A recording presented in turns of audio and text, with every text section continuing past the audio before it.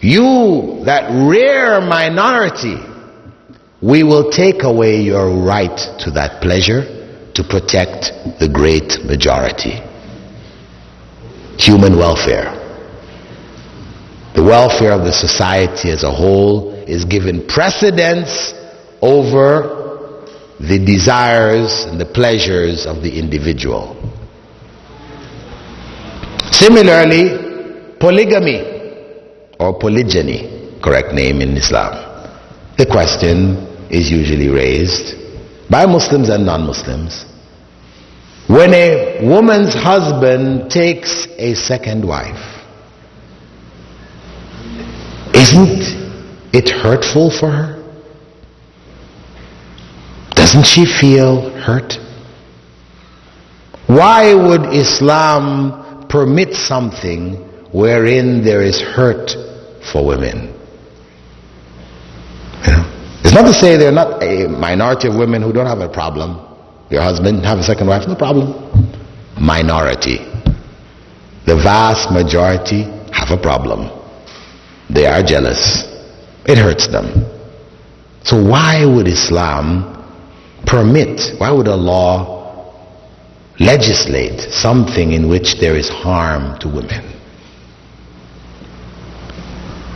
We know it must be because the benefit which comes from polygyny far outweighs the harm which comes from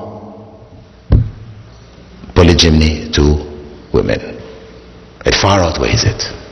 Meaning that if we have a society wherein we say monogamy is the law, monogamy, everybody has to be monogamous, and the laws of monogamy came from Greece and Rome. They're not intrinsic to Christianity. They came from Greek and Roman law. Greece and Rome, where a man was only allowed to marry one woman, but he could have as many concubines as he wished. So where was the monogamy? There wasn't any monogamy. Monogamy didn't exist then, and it doesn't exist now. Because surveys done of married males in North America, in England, in Europe, have shown that the vast majority have had extramarital affairs. The vast majority have had extramarital affairs. That's the nice way of saying they committed adultery. So, where is the monogamy? Polygamy is being practiced. Wherever you go on the face of this earth, polygamy is the norm. What Islam came and did was it regulated polygamy, set systems, guidelines, rights, obligations in that context. So the benefit is that it provides a means where the natural inclinations of males may be fulfilled within the bounds of the law, wherein the rights of women and children are protected. This is the principle. So, whenever we look at these various laws, we should try to understand within them wherein lies the realization of public welfare. That is the nature, fundamental principle governing Islamic law.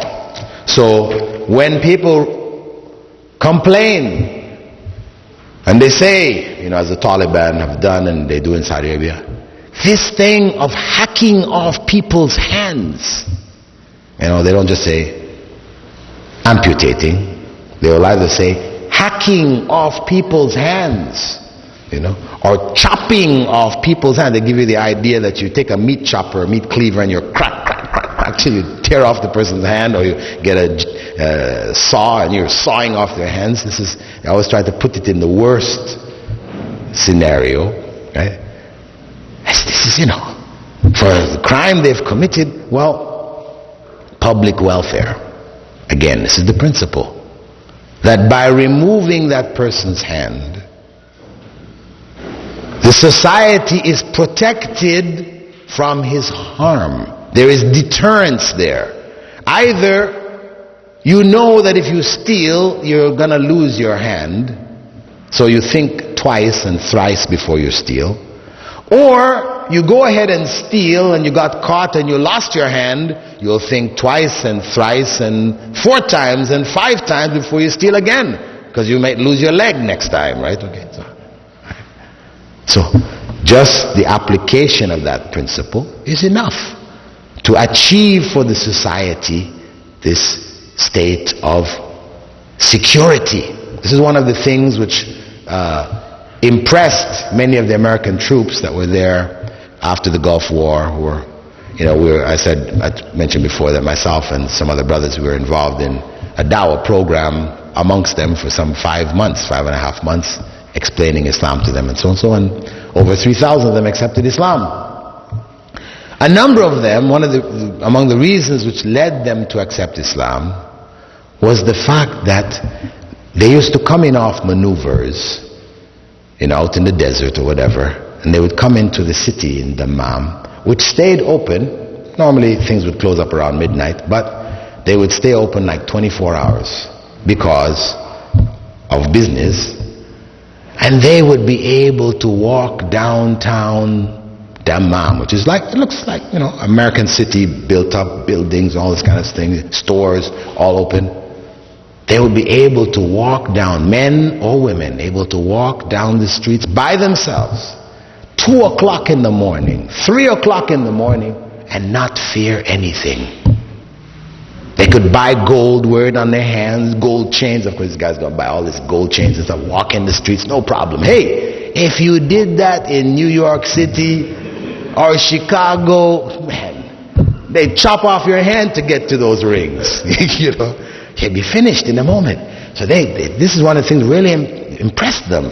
That the level of security where the society, they went into people's homes, we would take them into people's homes, and they didn't see any latches. Of course, when people come home in big cities in America, you got a whole, series of lockdown maneuvers that you have to go through. You lock up, you press the buttons, and you latch, and and if you forget and you wake up in the middle of the night, oh my God, you're running back down the church, making sure your life is in a state of insecurity, right?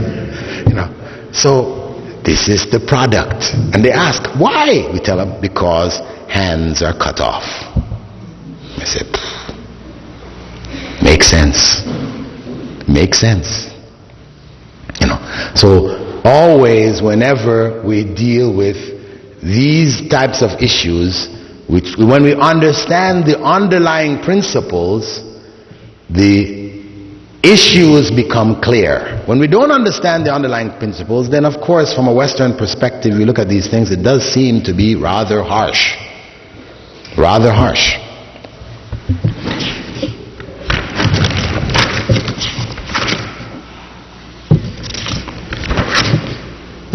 And the last of the major principles that may be deduced from the Islamic legal system, primarily from the Quran but also from the Sunnah, both being from Revelation, is what we call the realization of universal justice. And this was exemplified by the incident in the Prophet Muhammad's life in which a woman from the Makhzum tribe had stolen something. And she was from the upper class of the society. She was caught. Her hand was to be cut off. So they went to Usama ibn Zayd, the former, we would say, grandson of the adopted son of the Prophet Muhammad ﷺ, Zayd ibn Haritha. They went to him due to some position of influence they had, and they asked him to intercede on her behalf. So Usama went to the Prophet ﷺ and put in a word. And they went to Usama ibn Zayd. Why? Because everybody knew that the Prophet ﷺ loved Usama. Loved him. Really, he was very dear to him. So when Usama made this suggestion, the Prophet ﷺ was very upset. He said to him, Usama, would you dare to intercede in the laws that Allah has prescribed? Then he called all the people, and he stood up amongst them and he said, O people, the people before you were destroyed because when the rich among them stole, they didn't apply the law. But when the poor among them stole, they applied the full force of the law. If my own daughter Fatima stole, I would cut off her hand. That is the concept of universal justice. This is reinforced in many of the verses in the Quran where Allah says, for example, O you who believe, stand out firmly for Allah as witnesses to fair dealing, and do not let the hatred of a people cause you not to be just. Be just, for it is closer to piety, and fear Allah, for verily Allah is well aware of whatever you do. So this principle of universal justice insists that Islamic law be applied equally to all. Everybody is governed by the law. There is none above the law. That doesn't mean that you may not find a Muslim society which claims to be applying Islamic law, but they have sections that are above the law. This happens, but that is proof that they are not applying Islamic law as it should be. They're applying a part of it, and they're not applying another part. So we always judge these kind of situations based on not what people do, but what they are supposed to do. Now, as an example of the application of qiyas, and there are a number of examples in the book based on our time frame. I will not go into each and every one of them. The most obvious example of qiyas in our times, wherein its application has changed, is that concerning the laws governing smoking. Right? You hear the usual controversy among people. Is it makruh? Isn't it makruh? Some people saying it's haram. Is it haram? It's not in the Quran, so how could it be haram? Muslims have always said it was makruh. How can somebody come along today and say it's haram? Well, if we look at the history of tobacco, and of course it came from North America, taken back to Europe by Sir Walter Raleigh, smoking out of a pipe, clay pipes. Eventually it worked its way among the upper class to Ottoman Turkey in around the 16th or 17th century. And when it came among the Ottomans and people began to use it, or people wanted to use it, the scholars of the time had to address how this act would be categorized, because everything in Islam is falls under one of the rulings. Either it is haram, prohibited, or it's wajib, you must do it, or it is mustahab, you are recommended to do it, or it's makruh, it's disliked for you to do it, or it's neutral. Whether you do it, you don't do it, all the same. So they had to find a ruling for it. They observed those who smoked, what was the consequence? What was the effects of smoking? The only discernible negative effects, because of course that's what they're looking for, negative effects.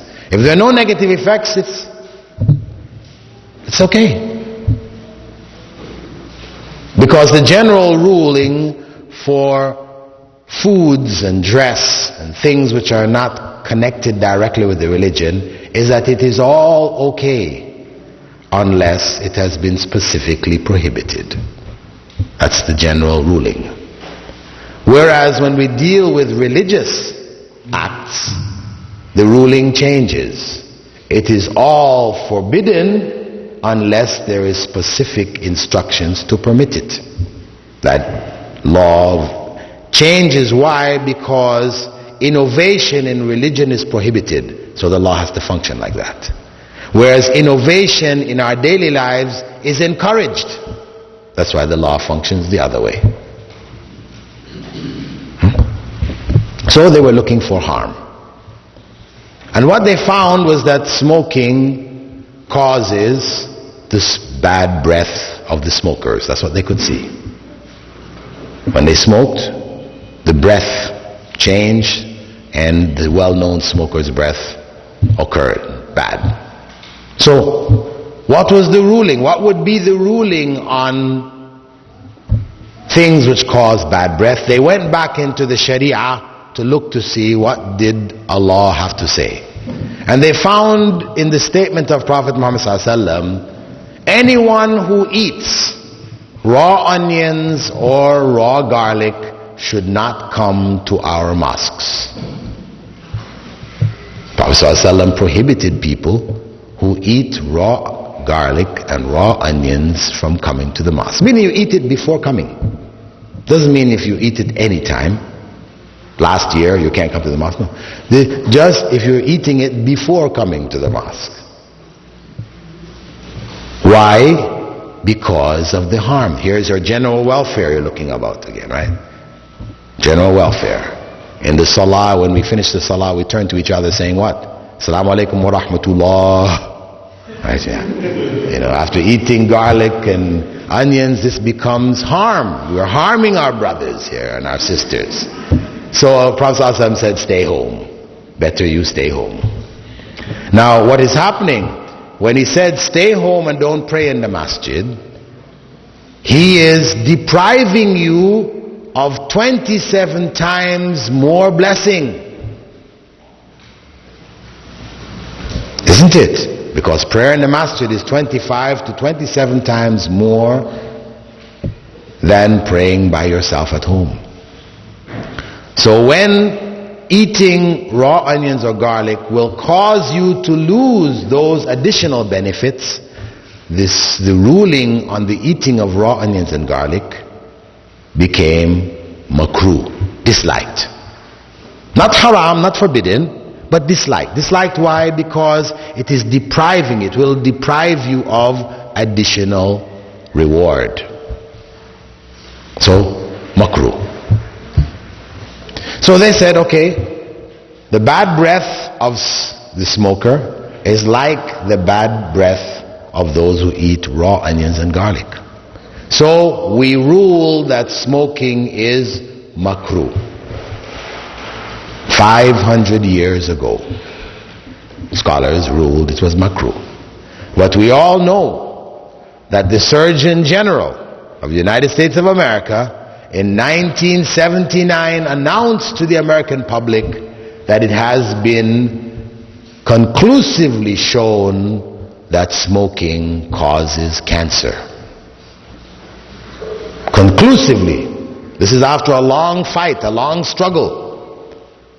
The tobacco companies paid their scientists to fight that body of information that was accumulating, pointing towards this fact. Because actually scientists said that way back. But they didn't have absolute conclusive evidence. So the tobacco companies, they paid scientists big money to stand up and say, no, it is not definite. It may appear, or there seems to be, but we don't have conclusive evidence. Now when the Surgeon General brought it to that point, this is now when the evidence became so overwhelming that no credible scientist would dare to stand up and say it is not conclusively proven. He would, to do that, remove any credibility he had in the scientific world. The evidence was overwhelming. So the statement was made. And of course, we all know the history, a whole change in America. Smoking started on the decline. Cigarette packs written there, this is hazardous to health, this can cause cancer, all these different kinds of things. So, Muslim scholars who were not locked into tradition, right?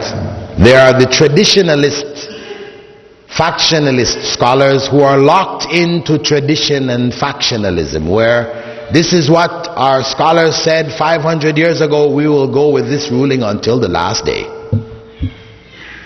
This is ignorance. This is from fiqh. This is not sharia. That ruling was not revelation.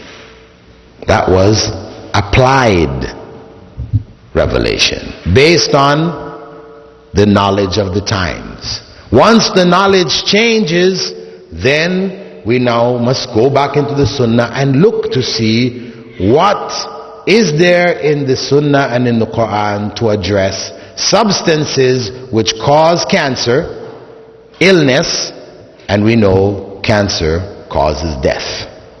We have a different situation here now. And of course, the Quran prohibits it. La taqtulu anfusakum, don't kill yourselves. Prophet ﷺ prohibited it, saying that whoever kills himself will find himself in the hellfire, killing himself perpetually.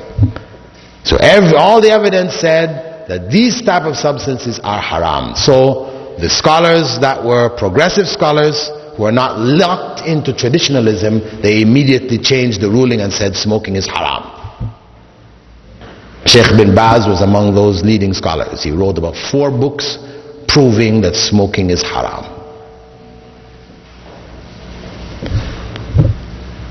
So, some people say, well, who says really that smoking kills? And we know this, the old lady who lived to the age of 113 in China, she used to smoke a cigar every day. So it's not necessary that you smoke, you will die. We say, again, do we make our laws according to exceptions, or do we make it according to the general rule? The general rule is that those who smoke get cancer and die. The Marlboro man is dead. He died from lung cancer. His wife is suing the Marlboro company for killing him. Okay, that's the reality. And we in our lives function according to the general rule. We don't function according to the exception. When we have to make decisions, we make our rulings according to the general rule. For example, I have a photograph of this guy sitting in a wheelchair, right? He has his 2 thumbs up like that, a big smile on his face.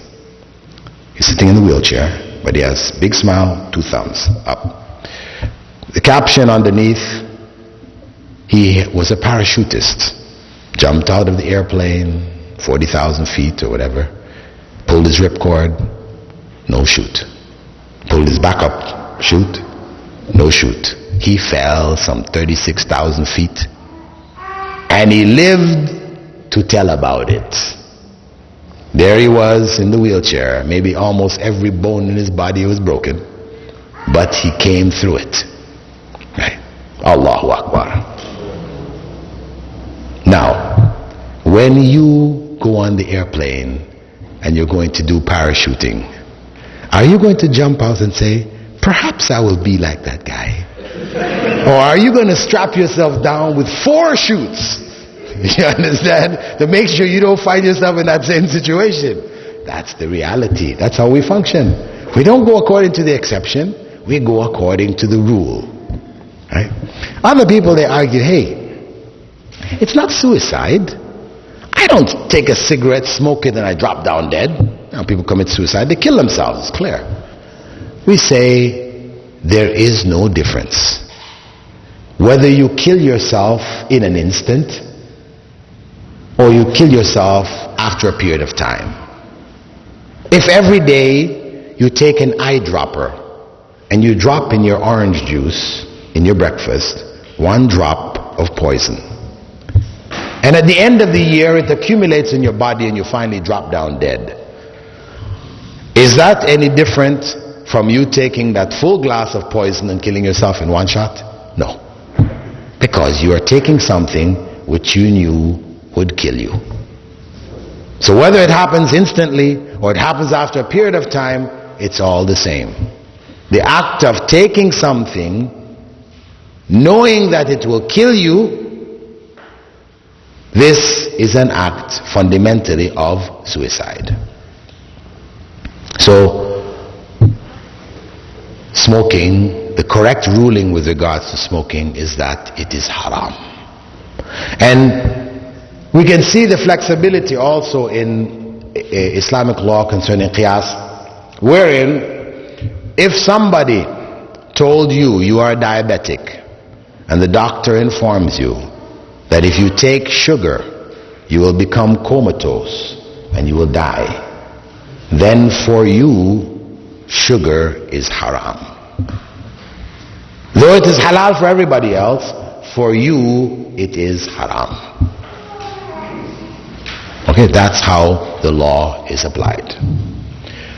One more point before I stop here for a break, and we won't be able to take questions right now. We'll just deal with the questions after because we have to cover material. One more point is that the principle with regards to intoxicants,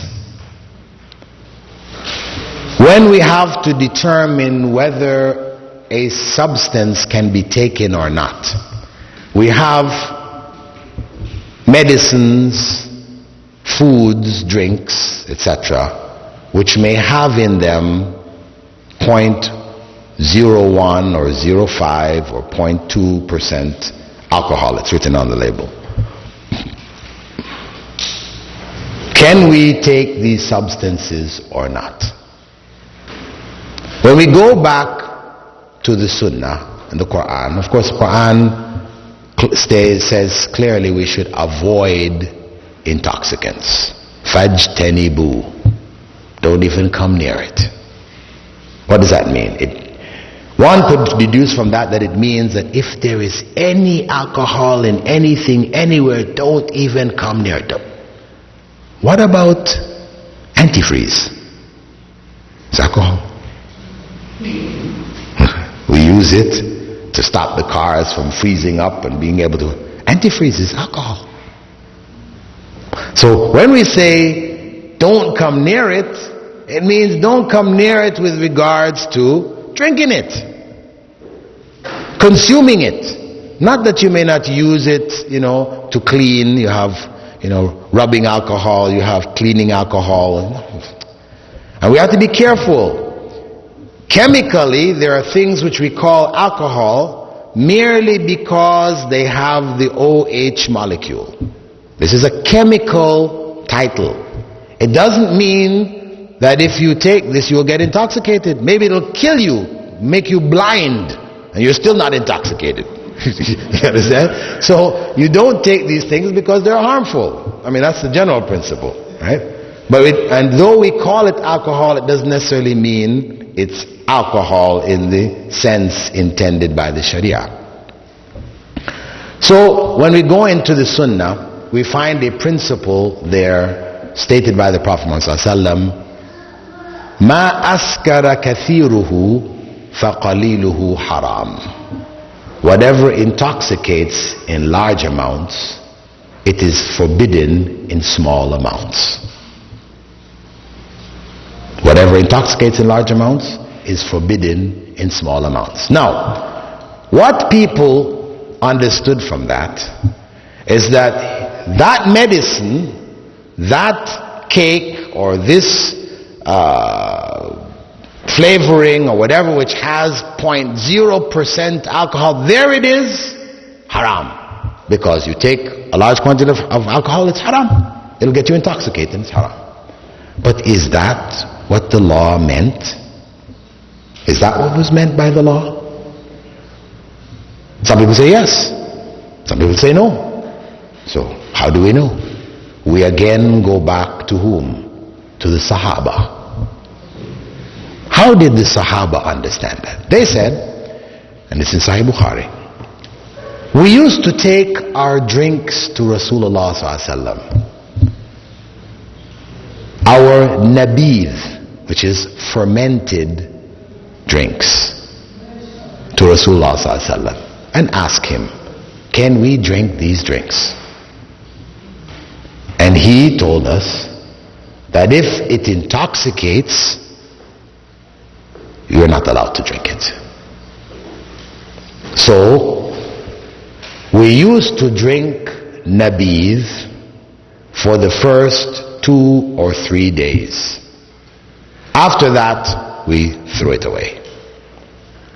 Because in the first 2 or 3 days, when the fermentation process started, it was not intoxicant. It had a tang to it. But if you drank it, you didn't get intoxicated. But by the 3rd day, now the alcohol content in it had reached a level where you drank it, you would get intoxicated. So that they wouldn't take it after that. But what does this mean? It means that from the first day, when fermentation began, alcohol was present. Alcohol was present. So, if a substance has a percentage of alcohol, we don't use that to determine whether halal or haram. No. Vinegar has alcohol. Every bottle of vinegar you buy on the market has a percentage of alcohol, because vinegar is made from alcohol. You start with fruit juice or whatever, and then it ferments into alcohol, and after reaching the state of alcohol, it continues fermentation until it becomes vinegar. But in the process, some alcohol will be in that vinegar, because it will not transform 100%. And vinegar, we know, is halal. Because no matter how many bottles of vinegar you drink, you're not going to get intoxicated. So similarly, what is meant by what intoxicates in small amounts, in large amounts is forbidden in small amounts. What this means is that vodka, if you drink a glass of it, you get intoxicated. Or depending, if you are a heavy drinker, it may take 5 glasses, right? But you will get intoxicated, you drink a bunch of it. To take a teaspoonful of it is haram. Right? You just pour it in a teaspoon. I'm not drinking enough now to get intoxicated, only a teaspoon. That is haram. Because you fill the glass, you get intoxicated, so haram. That's the principle. Now the medicine, which has 0.1% of alcohol, if you drank 5 bottles of it, you drank 10 bottles of it, you're not getting intoxicated. You will drink it until you drown yourself in it, and you'll still not be intoxicated. It is not haram. It's not haram. The flavoring, which ends up in cake or whatever, there is this minute percentage. That flavoring, if you pour it into a glass and you drink so many glasses of this stuff, vanilla extract, you drink them. Are you ever going to get intoxicated from vanilla extract? No. Then it's not haram. Robotessence. Yes. Robotessence is known, right? Those who are involved in drugs, whenever they can't get drugs, you go and you buy yourself a few bottles of Robotessence, you drink it up, and you do get intoxicated. So Robotessence is haram. That is the principle. You understand? This is qiyas in operation here. Where that principle of intoxication exists, then this substance is haram. Where the principle doesn't exist, it is not haram. Now, can Muslims produce something, a product, which involves them adding minute quantities of alcohol to it? No. We can't. Because it means you had to produce alcohol or buy alcohol. So for you to make it, if this substance you're making, for example, you're making vanilla extract. To make the vanilla extract, you blend some alcohol and you put your substance in it, which acts as a catalyst, whatever. But in your end product, that percentage of alcohol does remain. You can't make that, because it means you have to buy alcohol or make alcohol. That is haram. It is haram to even grow grapes with the intention of selling it to people who are going to make alcohol. That's haram. So we can't do it. But if you go to the marketplace and the non-Muslims are selling vanilla extract, you can buy it. Though you couldn't produce it because there are certain restrictions on you, if it exists on the market, it exists in trade, you can purchase it and you can use it. Is that point clear? Very, very important point, because I think it's confused in the minds of many, many people, and as such they created difficulties for themselves which was not intended by the Sharia.